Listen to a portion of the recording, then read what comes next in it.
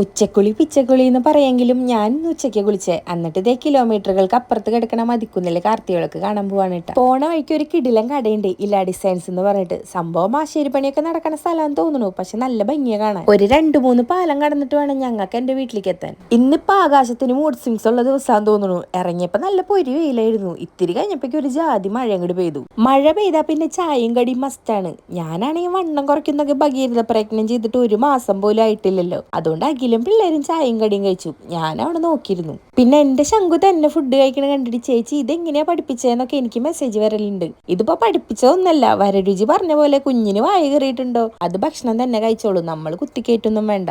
അങ്ങനെ 3ാമത്തെ പാലവും കടന്ന് ഞങ്ങൾ എന്റെ ഏരിയയിലെത്തി. ഇതാണ് ഞാൻ 4 വരെ പഠിച്ച സ്കൂള്. ഇപ്പോഴാണ് ഇത് ഇങ്ങനെയത്. ഞാനൊക്കെ പഠിക്കണ സമയത്ത് ഓട്ട സ്കൂളായിരുന്നു. പിന്നെ ഒരു വിശേഷം എന്താ വെച്ചാൽ ഞങ്ങളുടെ ഞെള്ളുപൂയം കൊടിയേറിയെന്നല്ലേ. 4-5 കൊല്ലത്തിന് ശേഷം നമ്മുടെ വീട്ടില് കാലത്ത് കാവടിപ്പൂജ ഉണ്ട് ഇക്കൊല്ലം. അങ്ങനെ 1.5 മണിക്കൂറത്തെ ഓട്ടം കഴിഞ്ഞ് ഞങ്ങൾ വീട്ടിലെത്തി. പിള്ളേര് അച്ചാച്ചന്റെ അമ്മാമ്മയുടെയും അടുത്തേക്ക് പോയി. കുറച്ചു നേരത്തേക്ക് എന്റെ കൈ ഒഴിഞ്ഞു. അങ്ങനെ ദേ ദിവം പോണ പോക്ക് കണ്ട. ഈ കുന്നന്തേളിന് ഇവിടെ വന്നു കഴിഞ്ഞാൽ മുറ്റത്തുനിന്ന് കയറുന്നത് ഇഷ്ടമില്ല. മുറ്റത്തും പറമ്പിലൊക്കെ ഇങ്ങനെ വെരുകി നടക്കണം. ഞാൻ അങ്ങനെ അകത്തേക്ക് കയറി പൂയത്തിന്റെ ബുക്ക് നോക്കുക. പണ്ട് ഞാനും എന്റെ അനിയനും ഈ ബുക്കിന് വേണ്ടി ഭയങ്കര അടിയായിരുന്നു. അമ്മതേ സൂപ്പർ അട ഉണ്ടാക്കി വെച്ചിട്ടുണ്ട്.